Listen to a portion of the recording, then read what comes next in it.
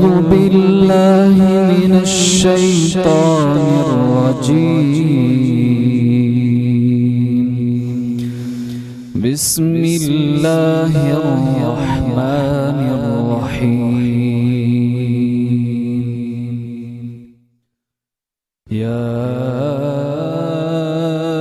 أيها الذين آمنوا استعينوا بالصبر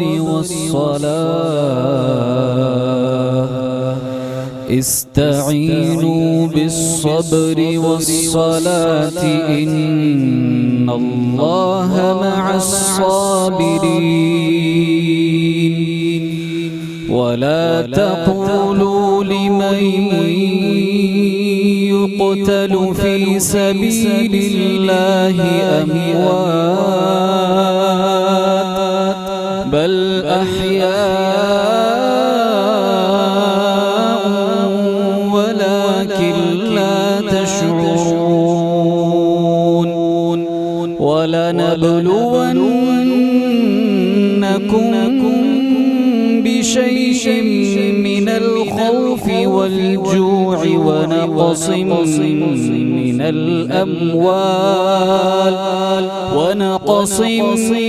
الأموال والأنفس والثمرات وبشر الصابرين الذين إذا أصابتهم مصيبة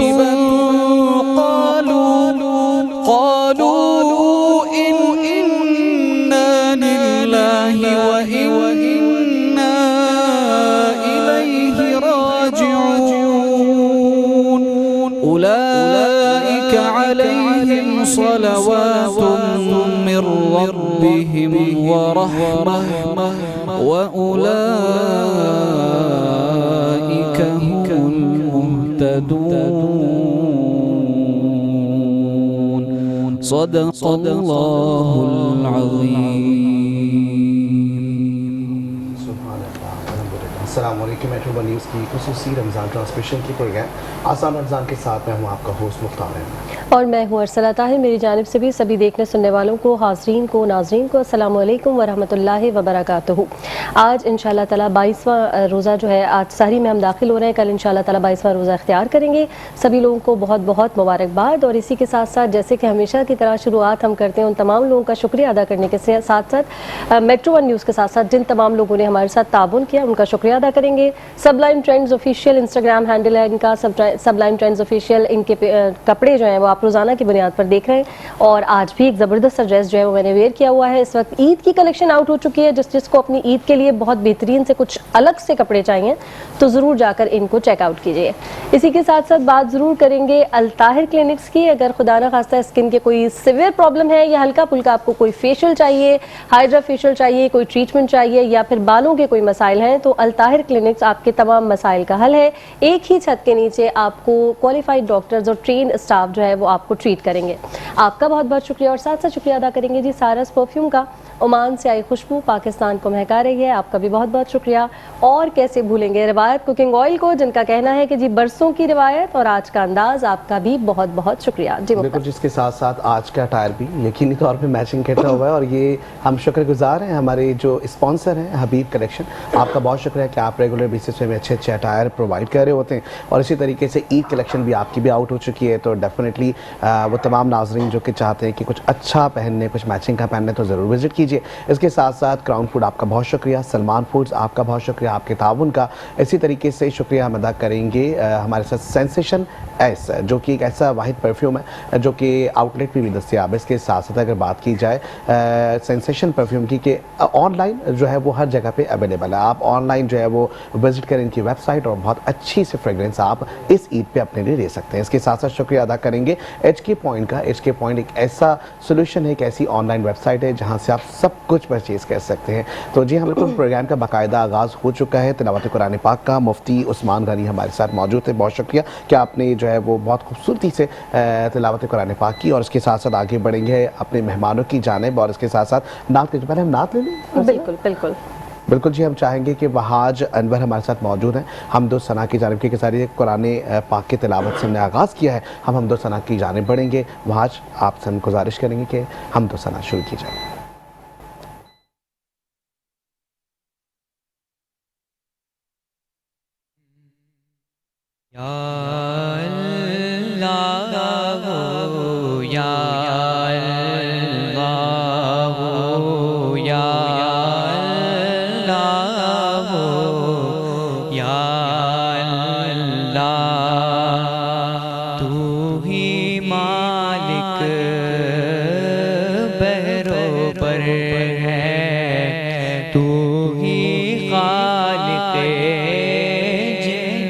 बशर है तू ही मालिक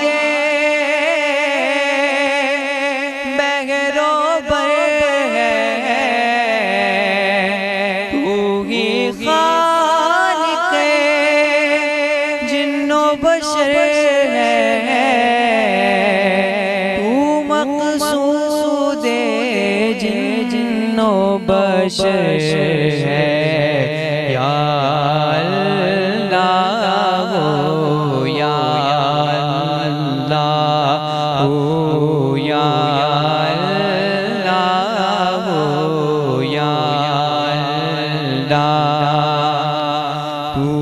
अबदी है तू अज़ली है, तेरा नाम अलीम अली है। तू अबदी है तू अज़ली है, तेरा नाम अलीम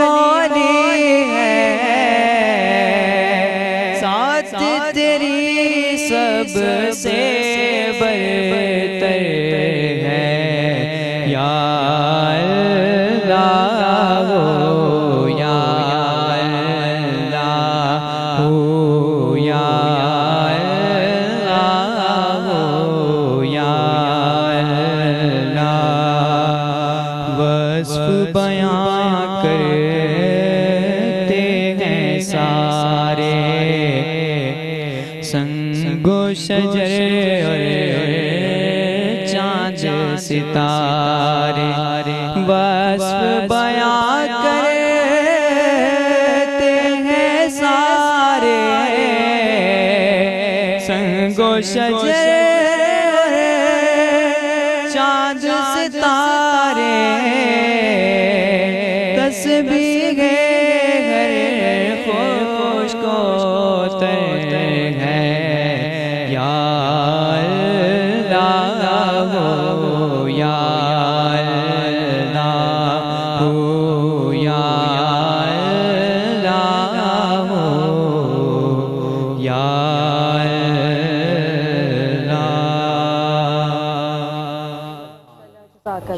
बहुत अच्छी आवाज़ है माशाल्लाह आपकी वहाज अनवर। और इसी के साथ ही हम आगे बढ़ेंगे प्रोग्राम में। हमारे साथ हमारे गेस्ट मौजूद हैं। आज के गेस्ट उनका नाम अगर हम बताएं तो अज़हर हुसैन हमारे साथ इस वक्त मौजूद है। और अज़हर हुसैन तोनी उनका नाम है और ये एडवोकेट हैं बाय प्रोफेशन। तो आपको भी वेलकम करते हैं। अस्सलाम वालेकुम सर।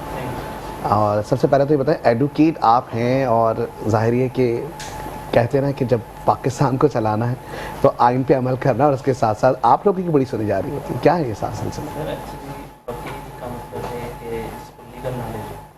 लीगल नॉलेज, ऐसी बात है, वकील है तो उसको पूरी आइन की नॉलेज है, तो उसको पता है कि क्या उनके राइट्स हैं, कैसे उनको करना है, कैसे करना है। तो इसलिए वकील जो है ना बहुत बड़ा रोल है वकील का। और मैं तो चाहूँगा कि हर आम बंदे को भी उसकी नॉलेज होनी चाहिए अपने राइट्स की। अगर नॉलेज नहीं होगी तो आपको पता है कैसे सर्वाइव करा, कैसे उनको पता चलेगा हमारे कैसे कैसे राइट्स हैं। बेहतरीन। अच्छा, अभी ज़ाहिर ऐसा मैं चाहूँगा अभी हाँ बिल्कुल एक्चुअली उस तरफ मैं समझ रही थी हम शायद शेफ़ की तरफ जा रहे हैं। तो खैर सर आपने वकालत पढ़ी, जी जी। अपने शौक से पढ़ी या आपको घर वालों ने कहा, या कोई ऐसी हालत किसी की आपने देखी जिससे इंस्पायर होकर आपने कहा कि ये मगर मैं होता तो ये केस ऐसे लड़ लेता, इसलिए आप वकालत की तरफ जी आए? एक्चुअली ये मेरा पर्सनल शौक भी था, Personal और हमारी फैमिली में कोई इस फील्ड में था नहीं, तो आपको पता है छोटे मोटे बिजनेस भी हैं, तो पूरी फैमिली की प्रोटेक्शन है, बिजनेस की प्रोटेक्शन है, तो इस फील्ड में होना बहुत ज़रूरी था।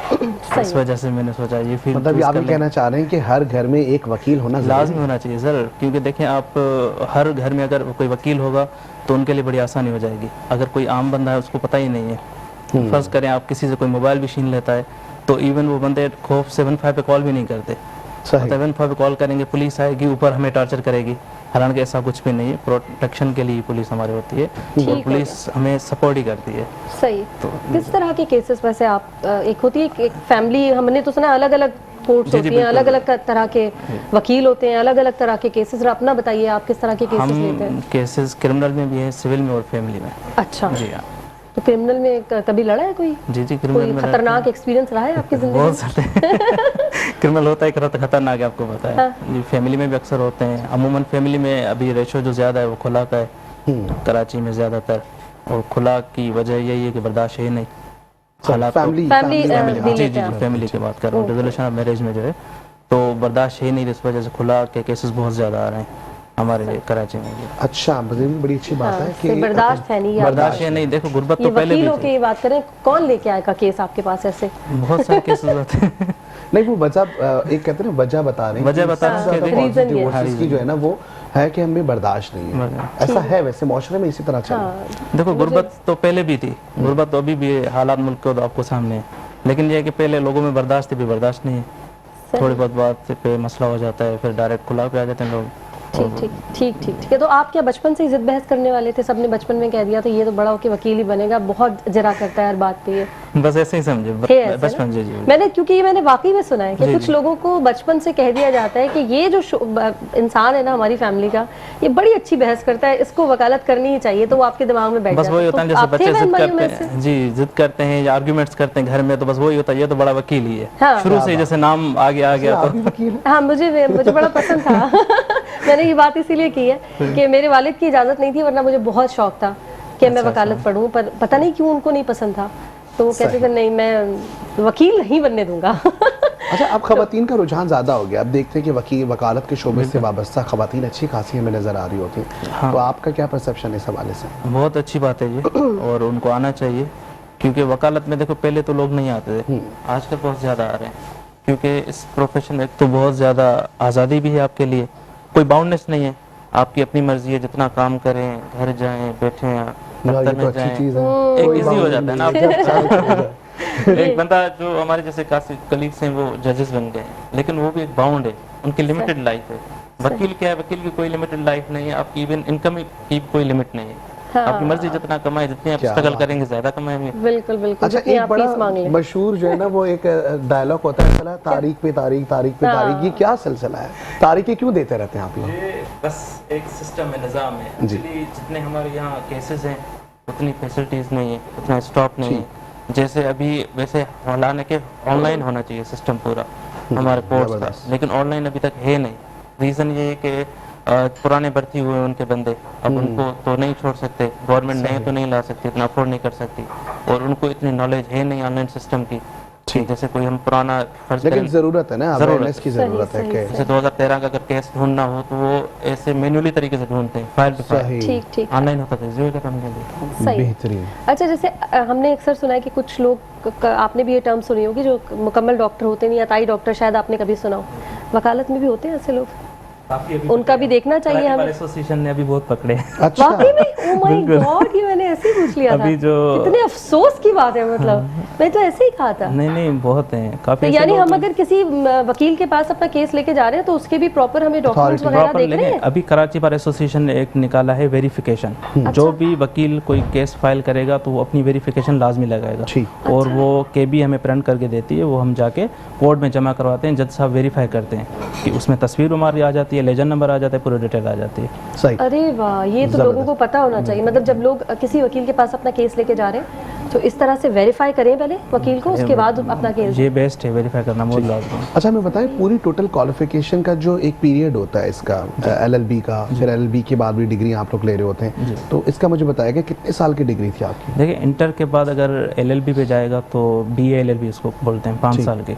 अगर पहले ग्रेजुएशन के बाद LLB होती थी 3 साल की, लेकिन अभी ग्रेजुएशन के बाद ख़त्म होगी। ग्रेजुएशन के बाद भी आप 5 साल का ही करेंगे। 5 साल पूरा? 5 साल, ठीक है। उसके बाद प्रैक्टिस वाला होता है? हाँ, प्रैक्टिस आप कर सकते हैं। कितना टाइम प्रैक्टिस को लगता है? 2 साल आप practice as a lower court में करेंगे, सिटी कोर्ट्स जैसे। उसके बाद फिर हाई कोर्ट में 2 साल के बाद अप्लाई कर सकते हैं, टेन्योर आपको कंप्लीट हो जाएगा। ज़बरदस्त। और कोई अथॉरिटी फिर लेटर वगैरह आपको जी मिलता है? वो फिर हाई कोर्ट में अप्लाई करना होता है। हमारी जजमेंट्स हैं 5 जजमेंट्स, हमें अपनी जो है ना सॉल्व केस वो जमा करवानी होती हैं, और वो पूरा एक्सपीरियंस देखते हैं, इंटरव्यूज़ होते हैं, टेस्ट होता है, उसके बाद ही हमें लाइसेंस मिलता है हाई कोर्ट का। अच्छा, आपको जो केसेस मिलते हैं जब आप स्टार्टिंग में जिस तरीके से आ रहे होते हैं और प्रैक्टिस कर रहे होते हैं, तो उस वक्त जब आप लोग सीख लेते हैं इतनी सारी चीज़ें, लेकिन उसके बाद जब आपको एक फाइनल एक प्रैक्टिस के लिए एक एक्चुअल केस दिया जाता है, कितनी मुश्किल हुई उस वक्त आपको? बहुत मुश्किल होती है। पहले देखिए हम जगह सीनियर्स के साथ काम करते थे, तो चलो वो तो इजी हो जाता था, सीनियर गाइड कर देता, या मेन जो आर्ग्यूमेंट्स वगैरह हो गए सीनियर करते थे। लेकिन जब कभी हमें मौका मिला तो हमारे लिए बड़ा मुश्किल की बात होती थी कि भाई बेल कैसे करवानी है, कैसे पेश होना है, क्या करना है, बहुत डिफिकल्टीज होती थी। सही, वैसे मिलता नहीं है। मैंने सुना है जो नए वकील होते हैं उनको बड़ी मुश्किलात होती है। एक मूवी भी मैंने देखी थी, बहुत ज़्यादा फेस करना पड़ता है। जो बिल्कुल एक नई बंदी वकील बन के आई थी और मतलब वो भीख मांग रही थी, एक केस मुझे दे दो ताकि मुझे लोग मानना शुरू हो जाए, लेकिन लोग ट्रस्ट नहीं करते। तो फिर उसके लिए क्या करते हैं आप लोग? बस ये है कि आहिस्ता आहिस्ता बनना, आपको पता है सबको प्रेफर यही करता है कि भाई सीनियर हो, जिनका एक्सपीरियंस हो। अच्छा, अब तो फर्म्स बन गई हैं, ऐसा ही है ना? फर्म्स बन गई है, फिर जो छोटे छोटे वकील होते हैं जो प्रैक्टिस जिस तरह आपने बताया कि नई कर रहे हैं, तो वो एक एसोसिएट फर्म्स होती हैं, वहाँ जाते हैं, वहाँ जाकर जॉब शुरू कर देते हैं। बिल्कुल ऐसा ही है। तो इस तरह फिर आप लोगों की केस स्टडी पूरी हो जाती है वहाँ पे? हाँ हाँ, हमने जैसे शुरू में हमने स्टार्टिंग में भी ऐसा ही किया था, किसी सीनियर को ज्वाइन किया था फर्म में, तो वो प्रॉपर हमें ट्रेन करते हैं, रिसर्च कैसे करनी चाहिए, कैसे केसेस होते हैं, क्या क्या स्टेप्स हैं, क्या क्या प्रोसेस हैं। आहिस्ता आहिस्ता मतलब उनसे पूरा सीख जाता है। अभी जैसे हमने अपना ऑफिस खोला हुआ है ASAPLY एसोसिएट के नाम से, डिफरेंट फेज़ 2 में ही है, तो अभी पर्सनल ऑफिस अपना रन कर रहे हैं अल्हम्दुलिल्लाह। तो आप भी हायर कर रहे हैं लोगों को जो जी जी, जो नए हाँ बिल्कुल, जो है वो इंटरनी बहुत केस उनसे लड़वा लीजिएगा ताकि नहीं, हमें तो इस चीज़ का अंदाज़ा, हम उनको देते हैं मौका, देते हैं। अच्छा, पीछे पूरी आप लोग की सपोर्ट होती है और आगे आप उसको हम उसको बोलते हैं भाई आप ऐसे करके प्रॉपर गाइड करते हैं, ताकि वो बेचारा भी अपना इस फील्ड से इनकरेज और डिस्करेज ना हो। ज़बरदस्त, ये तो बहुत ज़बरदस्त बात। अच्छा, पाकिस्तान में जैसे वैसे ज़्यादातर लोग ना लंदन जाते हैं, मैंने बड़ा सुना है कि अच्छा वकालत पढ़नी है तो लंदन चले जाओ, वहाँ से बड़ी अच्छी कोई डिग्री हो जाती है। पाकिस्तान में क्या नहीं है हमारे इदारे ऐसे कि जिसको हम पाकिस्तान में बहुत सारी यूनिवर्सिटीज़ हैं जिनमें आप एडमिशन लें, आप बैरिस्टर बन सकते हैं। ठीक है, वो डिग्री बाहर की मिलेगी 1 साल। हाँ, तो बाहर की डिग्री मिलेगी? बाहर की मिलेगी, जैसे लिंकन हो गई, और बहुत सारी यूनिवर्सिटीज़ हैं जो करवा रही है, यहाँ से आप ले सकते हैं मसला। लेकिन लॉ तो पाकिस्तान का है, अब पाकिस्तान का लॉ क्या लंदन में भी पढ़ाया जाता है? ये लोग नहीं समझते, लोग पता है कि एक टैग को देखते हैं कि भाई ये एक बैरिस्टर है, लेकिन ऐसी बात नहीं है। बैरिस्टर से ज़्यादा जो वकील हैं यहाँ के वो ज़्यादा एक्सपर्ट होते हैं, क्योंकि उनको पाकिस्तान लॉ की ज़्यादा नॉलेज होती है ना, और एक्सपीरियंस भी बहुत ज़्यादा होता है। ज़बरदस्त, ठीक है। मुझे लग रहा है शेफ जो है ना अपना यहाँ कानून लेकर आ जाएंगे अपना कि मुझे क्यों नहीं ले रहे हैं आप लोग, अपना हक मांग लेंगी। शेफ हम आपकी तरफ आ रहे हैं। अस्सलाम वालेकुम। अस्सलाम। कैसी हैं और मुख्तार, क्या हाल है, कैसे हैं आप दोनों? अल्हम्दुलिल्लाह। आप कैसी हैं? मैं अल्लाह का शुक्र बिल्कुल ठीक ठाक। आप बताओ कैसी तबीयत है? बिल्कुल ठीक। क्या बना रही हैं आज किचन में? क्या ये रिवायत का किचन है, तो रिवायत के किचन में बरसों का अंदाज और आज का मतलब बरसों की रिवायत और आज के अंदाज में हम बनाने जा रहे हैं ढाबा स्टाइल चने की दाल। अरे वाह, तभी इतनी अच्छी खुशबू। मैं कह रही हूँ बड़ा जबरदस्त। अभी कुछ किया नहीं अरसला, सिर्फ प्याज और टमाटर गलने रखे और दाल उबलने रखी है। ओके, ठीक है। और हम साथ बनाने जा रहे हैं कपकेक्स। जब क्राउन फूड्स है तो चॉकलेट के कपकेक्स बनना जरूरी है। ईद आ रही है ताकि सब घर पे अपने घर पे कपकेक्स बना सके और लेके जा भी सके, लेके। हाँ, गिफ्टिंग के लिए बहुत अच्छे होते हैं। मैं बना के रख लेती हूँ, फिर मैं 6 का बॉक्स बना के दे देती हूँ। कितना अच्छा तरीका है ना। और जो ना बना सके वो गुलशन किचन से राब्ता कर ले। बिल्कुल। अब मैं हमारे पास भी ईद पे आ रहा है कुछ ना कुछ ऐसा ही। बिल्कुल। मुख्तार के पास तो हमेशा से जाता है, बहुत पहले से जाता है। ये मेरा भाई है, मेरे पास आ रहा है। इंशाल्लाह आपके पास जरूर आएगा। ले ही लेगी अरसला, तो कह दो भी। हाँ, अरसला तो वैसे ही ले लेगी थोड़ा गुस्सा करके। अब जो है मैं बताने जा रही हूँ चने की दाल हम कैसे बना रहे हैं। हमने ½ kg चने की दाल ली है, उसमें सिर्फ नमक डाल के उसे बॉईल होने छोड़ दिया। फिर उसके बाद हमने 1 बड़ी प्याज ली है, 2 बड़े टमाटर लिए, उनको गलने छोड़ दिया। सही है। अब मैं इसमें मसाले मैंने कहा सबके सामने डालूँ ताकि इजी रहे, ठीक है, और अच्छा रहे, सबको सब पता भी चल जाए। ये हम सारा खड़ा गरम मसाला, दालचीनी है इसमें, ज़ीरा है, लौंग है, हमने सब इसमें डाल दिया, ठीक है। फिर हम इसमें डालने जा रहे हैं नमक हस्बे जायका, क्योंकि मैंने दाल में भी डाला है तो मैं 1/2 टीस्पून डाल दूँ इसमें, ठीक है। और मैं 1 टेबल स्पून इसमें डालने जा रही हूँ मतलब क्या कहते हैं, पिसी हुई लाल मिर्च, ठीक है। ये मैंने डाल के इसे गलने छोड़ दिया है। अब जब ये गल जाएगा, भुन जाएगा, तो मैं इसमें दाल मिक्स करूँगी, ठीक है। इतनी देर ये हो रहा है। अब मैं इंग्रेडिएंट्स बता देती हूँ आपको और मेजरमेंट सारी कपकेक्स की। 2 अंडे लिए हैं, 2 अंडों में हमें 24 कपकेक बनेंगे, ठीक ठीक है। 24 2 अंडों में जी। वाह, क्या कर रही हैं आप, जादू जादू है मेरे हाथों में। सही है। ठीक है, हम कपकेक्स, अच्छा मेजरमेंट ये है, मैंने 260 ग्राम 226 मतलब 226 ग्राम मैंने मैदा लिया है इसमें, ठीक है। ये मैं बटर में नहीं बना रही, बटर महंगा पड़ता है और हर किसी के घर में मौजूद भी नहीं होता। ऑयल तो सबके घर में मौजूद होता है, इसलिए मैंने सोचा ऑयल बेस बताएं ताकि ईजी रहे। इसी तरह मैं टी केक भी ऑयल बेस इन्हें बताऊंगी ताकि सबको आसानी से घर पे सब बना सकते हैं, ठीक है। ठीक है। मैंने ऑयल लिया 130 ग्राम। कौन सा ऑयल है? रिवायत कुकिंग ऑयल, बरसों की रिवायत, आज के अंदाज में है कपकेक्स। क्या बात। ठीक हो गया, ठीक है। और साथ मैंने कोको पाउडर लिया 40 ग्राम, ठीक है। चीनी लिया मैंने 260 ग्राम, ठीक है। और मैंने बेकिंग सोडा लिया है इसमें 6 ग्राम, बेकिंग पाउडर लिया है 8 ग्राम, ये सब ले लिया। और अच्छा पानी भी लिया है मैंने 160 ग्राम, ठीक हो गया। ये सब मैं अंडे चीनी के साथ मिक्स करूंगी, अच्छी तरह बीट करूंगी। जब अंडे थोड़े फ्लफी से हो जाएंगे तो मैंने मैदा और सारा इसमें सारा ड्राई आइटम डाल देना है। जब वो मिक्स हो जाएगा उसके बाद मैं सारा लिक्विड डाल दूंगी, जैसे ऑयल हो गया, पानी हो गया। ऑयल से हमारे केक थोड़े वजनी बनते हैं और अच्छे बनते हैं, सॉफ्ट होते हैं और जल्दी भी बन जाते हैं, बटर का खर्चा नहीं आता, ठीक है। और हाँ, एक चुटकी मैं इसमें 1 पिंच या 2 पिंच आप इसमें सॉल्ट डाल सकते हैं। सॉल्ट आप किसी भी मीठे में जब डालोगे ना तो मीठा इनहेंस हो जाता है। अरे शेफ, ये मेरा सवाल था, अक्सर लोग कहते हैं मीठा बना रहे हो तो पिंच सॉल्ट डाल दो, और जब नमकीन कोई चीज़ बना रहे हैं पूरियों में, कहीं मैंने सुना था तो आप उसमें थोड़ा सा मीठा डाल दो। ये क्या साइंस चल रही है आप लोगों की? साइंस ये नहीं, मतलब ये एक टेक्निक है। मतलब हम जब मीठा एक चुटकी नमकीन डालते हैं तो मीठा इनहेंस हो जाता है, अच्छा, मतलब एक्टिवेट हो जाता है। तो नमकीन उसको मीठे को ज़्यादा कर देते हैं, क्योंकि नमक की वजह से अगर आप देखो कोई भी खाना आप बनाओ, दाल बनाओ, सब्जी बनाओ, हत्ता कि आप रोस्ट टिक्का कुछ भी बना लो, जब तक नमक परफेक्ट नहीं होगा आपको खाने में टेस्ट नहीं आएगा। अच्छा। नमक हमारा मेन इंग्रेडिएंट्स है, कि अगर नमक नहीं है खाने में तो खाने का आपको जायका ही नहीं आएगा, आपको यार कुछ मसला है, ठीक है। अब मैं बीटर इसलिए नहीं चला रही, फिर मुख्तार के का शोर हो रहा है। मैंने मेजरमेंट बता दी है। मैं अंडे और चीनी को बीट करूंगी। जब मेरी चीनी डिज़ोल्व हो जाएगी, अंडे मेरे डबल हो जाएंगे, और फिर मैं इसमें सारा लिक्विड और ड्राई आइटम ऐड करके मैं 180 डिग्री पे मैंने इसे गर्म होने रखा है, प्री हीट 15 से 20 मिनट। और कपकेक सबसे मज़े की बात 15 से 20 मिनट में निकल भी आएंगे। अरे वाह, ज़बरदस्त। चलें आप बनाना शुरू करें, थोड़ी देर में आपकी तरफ आ रहे हैं। जी मुख्तार जी, आगे बढ़ेंगे और इस वक्त अलताहिर की कंसल्टेंट डॉक्टर हमारे साथ मौजूद है। मैं चाहूँगा कि आप बताएं। हाँ बिल्कुल, डॉक्टर सोबिया ने हमें ब्रेक में ज्वाइन कर लिया है। अस्सलाम वालेकुम। अलताहिर को आप रिप्रेजेंट कर रही हैं। हम रोज़ाना की बुनियाद पर अलताहिर का जिक्र करते हैं और पता नहीं कब हमें टाइम मिलेगा, हम कब आएंगे आपके पास। आप बस जल्दी आए, मोस्ट वेलकम। सही है, तो ज़रा बताइए आजकल लोग ज़्यादातर किस ट्रीटमेंट की तरफ जा रहे हैं? एक तो हमने पिछले प्रोग्राम में भी आपसे बात की थी, ग्लूटाथायन का लोगों को शौक है, लोग आ भी रहे हैं, और PRP की तरफ भी लोग आ चुके हैं। तो ज़्यादातर लोग अब किस ट्रीटमेंट की तरफ जा रहे हैं? इस सवाल का जवाब ब्रेक के बाद, ठीक है? जी, यही रोक के रखेंगे आपको। हमारा प्रोग्राम जिसका नाम है आसान रमज़ान। बैक नाज़रीन, एक बार फिर से करते हैं आपको खुशामदीद आसान रमज़ान में। और ब्रेक पर जाने से पहले मैंने डॉक्टर सोबिया से, जो कि अलताहिर क्लिनिक्स को रिप्रेजेंट कर रही हैं, बड़ा लंबा एक सवाल कर लिया था। अब ज़रा उसका जवाब दे दीजिए। अच्छा, आपका सवाल जो है ये था कि हम किस तरफ की जो है मोस्टली इस वक्त लोगों का रुझान कहाँ है? बिल्कुल इस तरफ का। बेसिकली हमारे पास जो है डिपेंड करता है कि पेशेंट की एज रेंज क्या है। ठीक है, तो डिफरेंट एज ग्रुप्स के जो पेशेंट्स होते हैं वो डिफरेंट ट्रीटमेंट्स की तरफ जा रहे होते हैं। अब यूजली हमारे पास जैसे पेशेंट आ गए जो कि 40 प्लस में आ रहे होते हैं, तो वो एंटी एजिंग की ट्रीटमेंट की तरफ जा रहे होते हैं, जिसमें हमारे पास बोटॉक्स है, फिलर्स है, पीडियो थ्रेड्स हैं, ये सारी ट्रीटमेंट्स की तरफ वो लोग जा रहे होते हैं। बाकी अगर जो है यंगर एज ग्रुप्स की अगर हम बात करें बिलो 30, तो वो जो है अपनी मेंटेनेंस के ऊपर और जो है वाइटनिंग ट्रीटमेंट्स के ऊपर, ये सारी ट्रीटमेंट्स हमारी जो है मेनली उसके ऊपर लोगों का फोकस हो रहा होता है।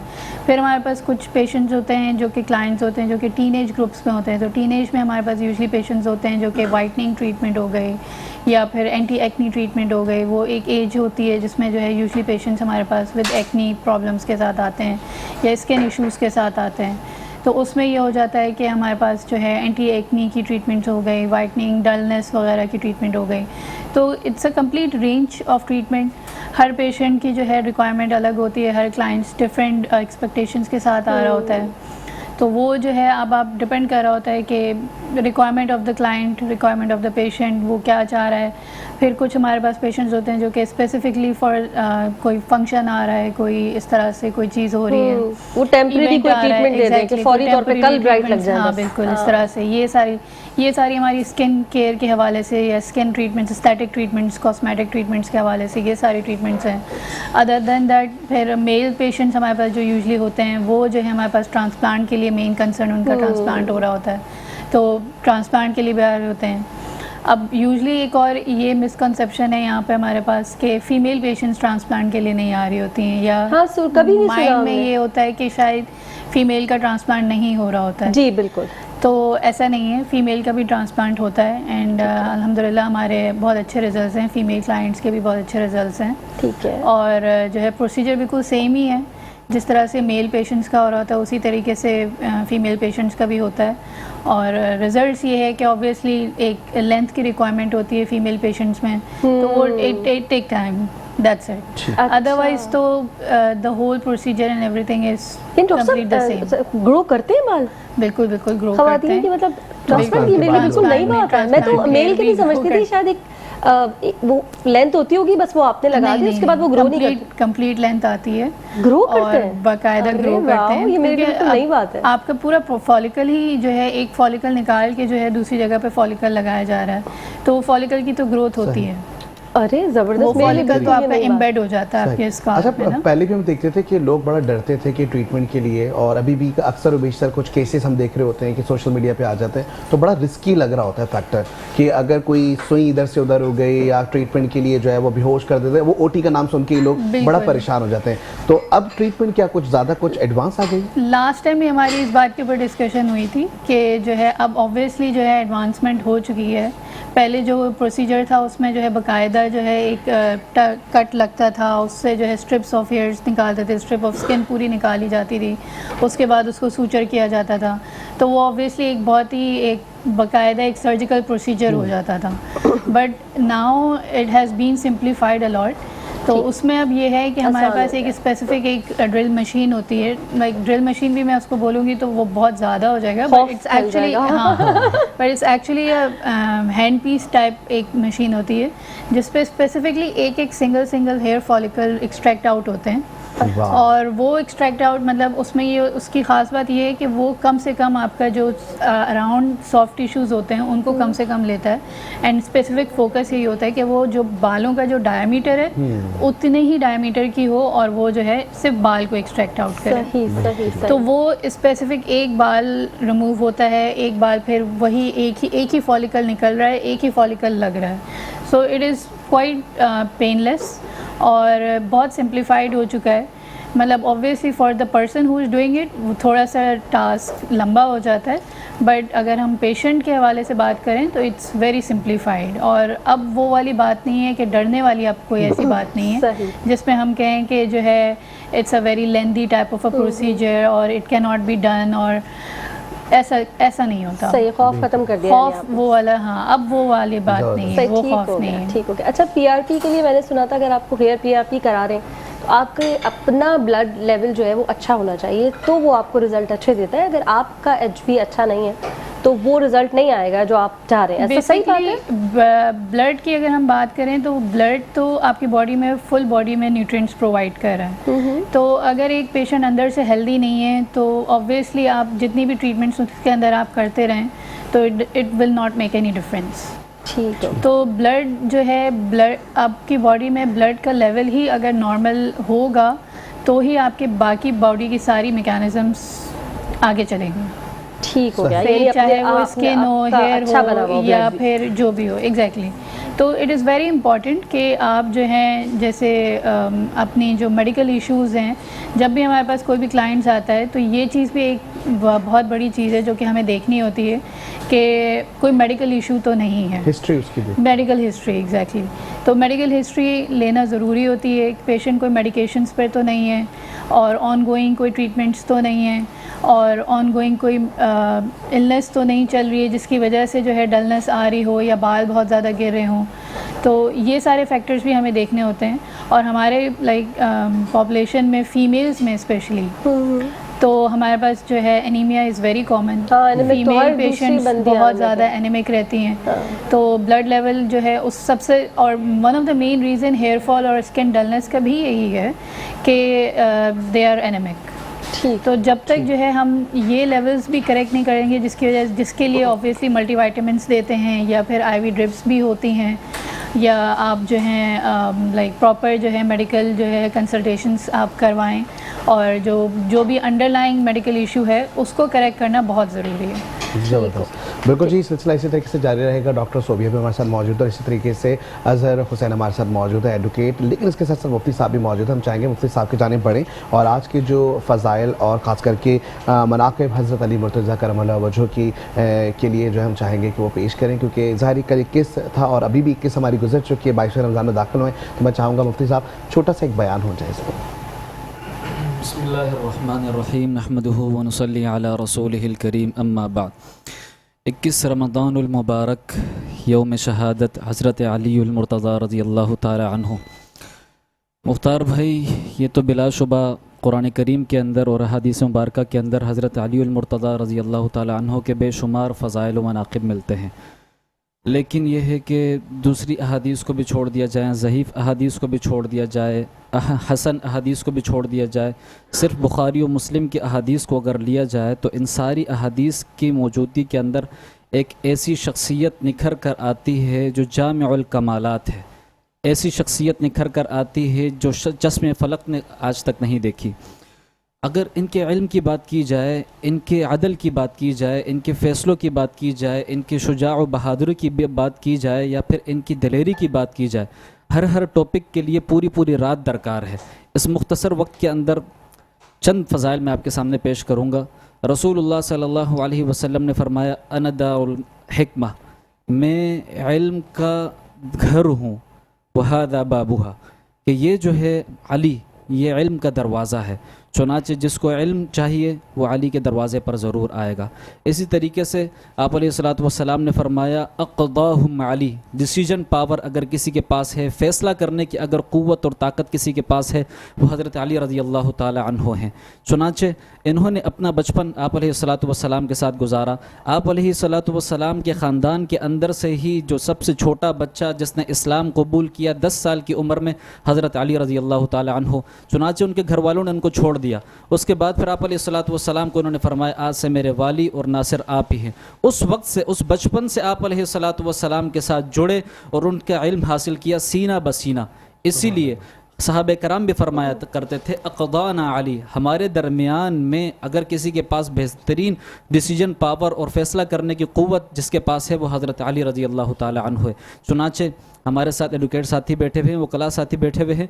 अल्हम्दुलिल्लाह बहुत सारे ऐसे वकला साथी हैं जिन्होंने अगर शरई कानून के मुताबिक अगर फ़ैसला करना हो तो उनको भी हज़रत अली रज़ियल्लाहु ताला अन्हु के दरवाज़े पर ज़रूर आना होगा।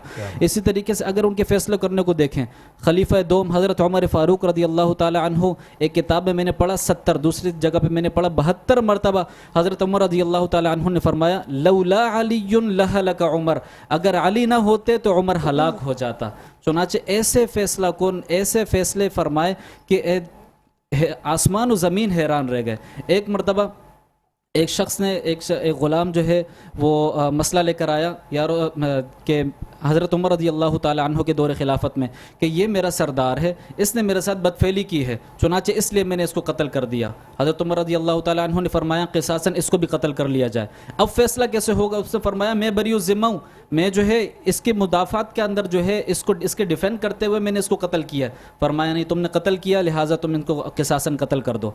अब रास्ते में लेकर जा रहे थे, हज़रत अली रज़ी अल्लाह ताला अन्हु मिले। उन्होंने फरमाया क्या हुआ? उन्होंने फरमाया मैं बेगुनाह हूँ, मेरा आका और मेरा जो मौला है वो मेरे साथ बदफेली करता था, इसलिए मैंने कत्ल कर दिया, इसका फ़ैसला कीजिए। उन्होंने फरमाया ऐसा करो, इसके आका की जो कब्र है उसको खोदो। खोदी गई, अंदर मुर्दा नहीं था। फरमाया ये बंदा सच कह रहा है, ये ग़ुलाम सच कह रहा है कि मैंने आप अलैहिस्सलातु वस्सलाम से सुना था कि इस दुनिया के अंदर जो मर्द के साथ बदफेली करता है उसका अंजाम कौम लूत के साथ होता है, उसकी मैयत को उठाकर कौम लूत के साथ भेज दी जाती है। ये एक डिसीजन पावर, हदीस में रसूलुल्लाह सल्लल्लाहु अलैहि वसल्लम ने फरमाया कि ये इसका मर्तबा और इसकी मंजिलत ऐसी है जिस तरीके से मूसा के लिए हारून, लेकिन मामला ये है कि मेरे बाद कोई नबी नहीं आएगा। हज़रत अगर अदल की बात की जाए, अगर सब्र की बात की जाए, एक मर्तबा जंग जो है उरूज पर थी, इनको मौका मिला, इन्होंने एक पहलवान को नीचे गिराया, उन्होंने आपके चेहरे के ऊपर थूक दिया। हज़रत अली रज़ी अल्लाह ताला अन्हु को गुस्सा आया, वो उनको मारने लगे, चुनाचे तलवार रोक दी, कहा खड़े हो जाओ। उसकी तलवार उसके हाथ में दी, दोबारा फरमाया अब मेरे साथ लड़ो।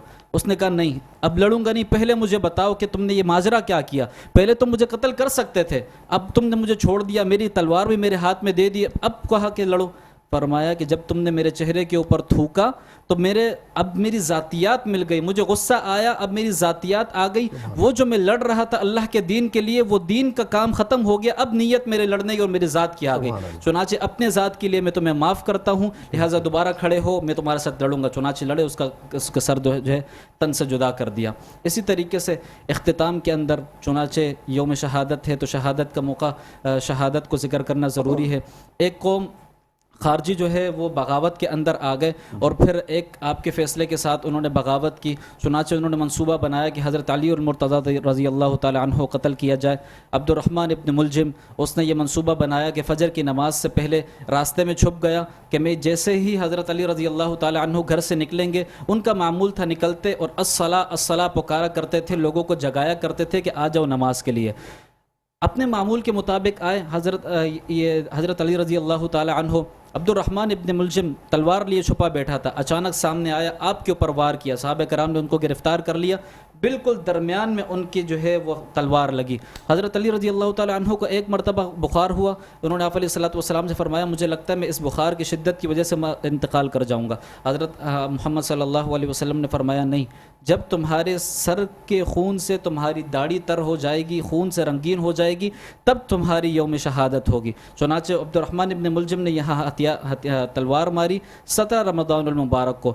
उस ज़ख़म की ताब न लाते हुए 21 रमज़ानुल मुबारक को इस दुनिया में से रुखसत हुए और रुखसत होने से पहले अपने बड़े बेटे हज़रत हसन रज़ी अल्लाह ताला अन्हु से फरमाया अगर मैं इस दुनिया में रहा तो इसका फ़ैसला मैं करूँगा, चाहूँ तो माफ़ कर दूँ, चाहे तो क़िसास ले लूँ। अगर मैं इस दुनिया से चला गया तो इसको मुसला नहीं करना। मुसला कहा जाता है हाथों को काट देना, पैरों को काट देना, गर्दन को अलग कर देना। चुनाचे इसका मुसला नहीं करना, एक ही ज़रब में इसको मारना। यहाँ पर भी रहमत बन के सामने आए। अल्लाह ताला हमें हज़रत अली रज़ी अल्लाह ताला अन्हु की अक़ीदत के अंदर जो है ज़िंदगी गुजारने की और उन्हीं की मोहब्बत के अंदर इस दुनिया से रुखसत होने की तौफ़ीक़ अता फ़रमाए। जज़ाकल्लाह। आमीन सुम्मा आमीन। और अब हम शेफ़ आपकी तरफ आ रहे हैं, बताएंगे ज़रा डिश कहाँ तक पहुँची है, कितना कुछ पक चुका है। आ जाए। मैंने मसाला भुन गया था, आपको पता है, मैंने रिवायत का कुकिंग ऑयल डाला, उसके अंदर प्याज डाली, टमाटर डाला, हल्दी डाली, नमक डाला, लाल मिर्च डाला, खड़ा गरम मसाला डाला और वो सब जब गल गया, टमाटर प्याज सब कुछ भुन गया अच्छी तरह, मैंने जो बॉयल कर रही थी मैं दाल जो हाफ़ डन थी वो मैंने उसमें ऐड कर दी। अब मैं इसमें ऐड करके इसलिए पका रही हूँ कि मसाले और दाल आपस में मिक्स अच्छी तरह हो जाए, एक दूसरे का फ्लेवर अच्छी तरह आ जाए। अब जब ये गल जाएगी मैं इसे भून लूँगी, ठीक है। ये हो गया हमारा दाल का। फिर एंड में मैं इसमें कस्तूरी मेथी, हरी मिर्च, हरा धनिया डालूँगी, ठीक है, और हो गया। अब मैंने कपकेक्स कर लिए, एक ट्रे मैंने बनने रख दी है, एक यहाँ रखी है, वही मैंने आपको बताया सारा मेजरमेंट। अंडे और चीनी को अच्छी तरह मैंने बीट किया, जब वो डबल हो गए अपने से तो उसके बाद मैंने उसमें ऑयल, पानी, baking powder, baking soda, cocoa powder और मैदा डाल के उसको मिक्स कर दिया अच्छी तरह। जब वो हो गया, उसमें अच्छी तरह मिक्स हो गया, अच्छी तरह लम्स ख़त्म हो गए, मैंने इसके अंदर डाल दिया इक्वल। अब आपको पता है जब क्रॉन्स के चॉकलेट चिप हों और फिर उस कप केक्स के ऊपर चॉकलेट कितनी अच्छी लगती है। ये मैं इसके ऊपर डाल रही हूँ और फिर इसे बेक होने रखूँगी मैं, और फिर ये बन जाएंगे चॉकलेट कप केक। चलिए और जी। फिर मैं क्रीम विप मैं लाई हूँ, क्रीम करके विप करूँगी अभी यहीं।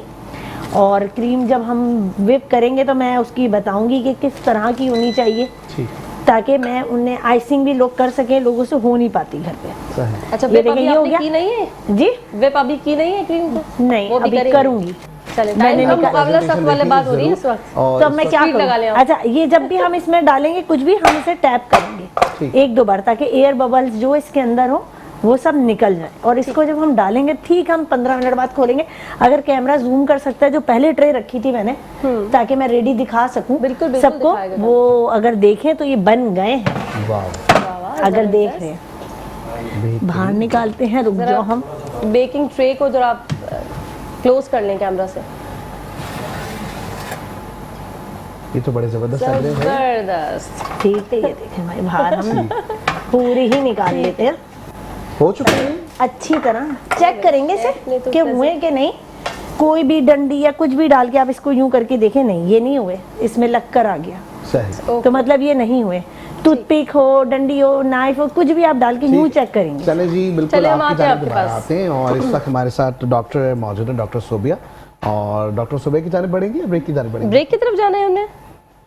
ठीक है जनाब, बिल्कुल जी, डॉक्टर सोबिया की जानिब बढ़ेंगे। डॉक्टर सोबिया, ज़ाहिर है अभी हम कुछ बात हो रही थी हेयर ट्रांसप्लांट के हवाले से, और हम यही कह रहे थे कि जी हेयर ट्रांसप्लांट के साथ साथ पीआरपी की फिर बात है। पीआरपी में आपने बोला कि ब्लड अगर हेल्दी होगा तो उसका जो वाइट सेल्स निकलेगा वो भी हेल्दी होगा, वो स्किन के लिए अच्छा होगा। क्या ऐसा हो सकता है कि अगर कोई सेम ब्लड ही हो आपके ब्लड से मिलता हुआ, और अगर हम उसका एक हेल्दी ब्लड है, एक नॉन हेल्दी है, अगर हम हेल्दी ब्लड की पीआरपी का वाइटनिंग जो सेल है वो निकालें और किसी दूसरे की उसके ऊपर इंजेक्ट करें, तो क्या ऐसा पॉसिबल है?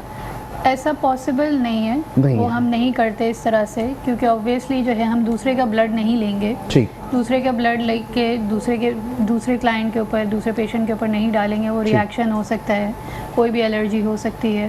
सही। तो सेफ साइड जो है यही होता है पीआरपी का। Why is it safe? Because हम आप ही का ब्लड ले रहे हैं, ठीक। उसी को प्रोसेस कर रहे हैं, उसी को अगर ब्लड इन केस अगर किसी पेशेंट को जैसे ब्लड विड्रॉ करने में मसला होता है या वो नहीं चाहता ब्लड विड्रॉ करना, तो हमारे पास दूसरे ऑप्शंस हैं, दूसरी ट्रीटमेंट ऑप्शंस हैं। We can avail that. PRP ना करवाएं, हम मीज़ोथेरेपी की तरफ जा सकते हैं। एक्सोसोम्स मेसोथेरेपी हम इनका बहुत अच्छा सवाल होगा। हम एक्सोसोम्स की तरफ जा सकते हैं, तो जिसमें दोनों जो है for both hairs and skin के लिए वो दोनों अवेलेबल हैं, तो we can go towards that. मतलब ज़रूरी नहीं है कि फिर हम पेशेंट्स का ब्लड ही लें, लेकिन जब हम ब्लड के साथ बात करते हैं तो जिस पेशेंट का है उसी पेशेंट का ब्लड हमेशा यूज़ होगा। ठीक है, ताकि वो फ्यूचर के लिए वो बॉडी अपना ब्लड भी बनाएगी, तो मेरे ख्याल है ज़्यादा अच्छा रिजल्ट आता है फ्यूचर के लिए भी, प्लस एलर्जिक रिएक्शन हो सकता जी, है बिल्कुल। ऑब्वियसली कि हम हाँ। एक पेशेंट का ब्लड दूसरे पेशेंट के ऊपर तो नहीं ठीक। जा सकते ना, वो तो वहाँ पे प्रोटोकॉल ही फिर आपका डिफरेंट सही। चेंज ठीक हो गया। अब चूंकि वक्त कम है, मुकाबला सख्त है। अच्छा, और मेसोथेरेपी का छोटा सा बता दीजिए कि प्रोसेस हमें। और अरे उसके क्यों बाद- पूछना है? बड़ा मैंने सुना बड़ा तकलीफ दे। हाँ ये बहुत डरती है इस मुझे चीज़ से। बहुत डर, ऐसा ही- मेरे मतलब मैं कहीं बैठी थी किसी क्लिनिक पे, सुन के मैं डर गई। मैंने कहा नहीं, हमने नहीं करा। मीज़ोथेरेपी बेसिकली प्रोसीजर बिल्कुल सेम है, इट्स जस्ट दैट पेनफुल तो है ना थोड़ा सा? पेनफुल एज सच इतना कोई ख़ास पेनफुल नहीं है। अच्छा, लाइक ठीक। अगर हम फेस पे जैसे फॉर एग्जांपल हम कर रहे हैं, तो हम यूजुअली जो है नमिंग क्रीम अप्लाई कर देते हैं पूरे फेस के ऊपर, तो उस पर जो है पेशेंट को फॉर एटलीस्ट 20 to 25 मिनट्स के लिए नमिंग क्रीम एप्लीकेशन होती है, तो उसमें जो है इट बिकम्स टोटली पेनलेस। ठीक, और जो है उसमें होता ये है कि मीज़ो बेसिकली जो है मीज़ोथेरेपी के जो डिफरेंट कंपनीज़ होती हैं, और वो डिफरेंट सीरम्स होते हैं फॉर डिफरेंट प्रोसेस। हेयर के अलग होते हैं, स्किन के अलग होते हैं, स्किन के भी स्पेसिफिक अलग अलग होते हैं। फॉर डलनेस के लिए अलग होगा, एक्नी के लिए अलग होता है, ग्लोइंग के लिए अलग होता है, वाइटनिंग के लिए अलग होता है। रिक्वायरमेंट्स के ऊपर डिपेंड करता है कि क्या रिक्वायरमेंट है। कॉकटेल भी होता है जिसमें हम सारी चीज़ों को मिक्स करके एक अच्छा सा ठीक। कॉकटेल बना सकते हैं। वो फिर अगेन वही वाली बात है कि रिक्वायरमेंट क्या है, पेशेंट क्या चाह रहा है, और उसकी जो है उस हिसाब से जो है हम उसको इंडिविजुअलाइज कस्टमाइज़ करते हैं ट्रीटमेंट को, और वो ज़बरदस्त। जो है प्रोवाइड वक्त बहुत ही कम है। अल ताहिर क्लिनिक इस ईद के ऊपर क्या क्या फैसिलिटी हमारी ऑडियंस यही हमारा एंडिंग नोट है, बस आपकी तरफ से मैसेज भी यही एंडिंग नोट है। आपका यही होगा। बेसिकली जो है हमारा जो है 2 ब्रांचेस जी। हैं अल ताहिर की, both in DHA and Gulshan branch, और हमारे पास वेल इक्विप्ड सारे इंस्ट्रूमेंट्स, सारी machines, lasers and everything available हैं, और हमारे जो हैं सारे प्रोफेशनल्स अवेलेबल हैं हमारे पास। We have the whole team of dermatologist, plastic surgeons and aesthetic physicians जो कि सर्टिफाइड हैं और they are carrying out the procedures. तो आप लोग आएँ एंड अवेल करें अपने डिस्काउंट्स। जो है 30% डिस्काउंट मिल रहा है फ्रॉम आसान रमज़ान। ये सबसे काम की बात की है आपने। तो चलिए, जो ठीक हो। हैं प्रोसीजर्स हमारे पास सारे इन रेंज हैं, लेज़र्स भी हैं, हेयर ट्रांसप्लांट भी है, स्किन एंड एस्थेटिक ट्रीटमेंट्स भी बेहतरीन। सारी कैरीड आउट हो रही हैं, बोटॉक्स भी है, फिलर्स भी है, ज़बरदस्त। वाइटनिंग ड्रिप्स भी हैं। बिल्कुल। ठीक अच्छा जनाब, बिल्कुल आसान रमज़ान की खास करके अगर आप नाम लेंगे और ये 30% कोड अगर बता देंगे तो 30% आपको आला। डिस्काउंट मिलेगा अल ताहिर क्लिनिक पे। आपने जरूर विजिट करना है। इसके साथ साथ आखिरी मैसेज लेंगे, हमारे एडवोकेट इस वक्त हमारे साथ मौजूद है। सर Quick, आखिरी बहुत मैसेज short क्या message। कहेंगे?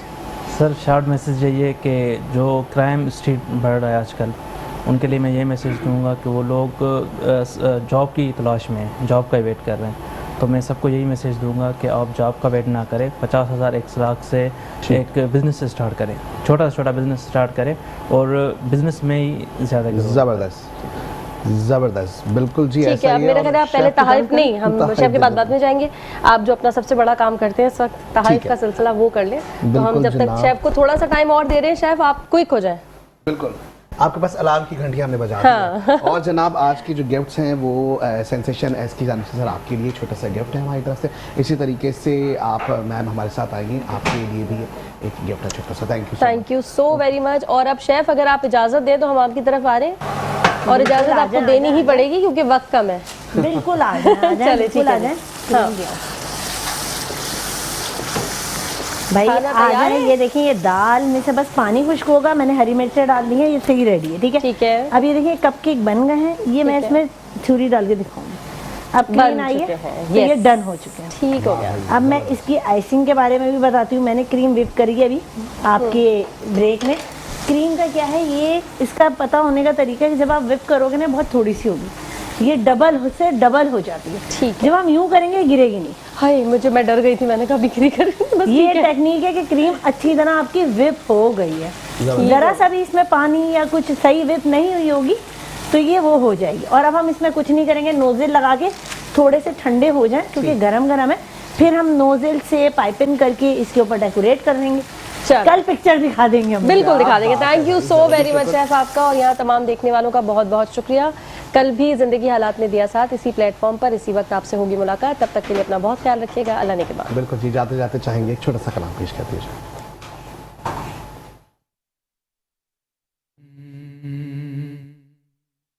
बने हैं दोनों जहां शाह दो सरा के लिए सजी है महफिले कौनैन मुस्तफा के लिए बने हैं दोनों जहां हुजूर नूर है महमूद है मोहम्मद है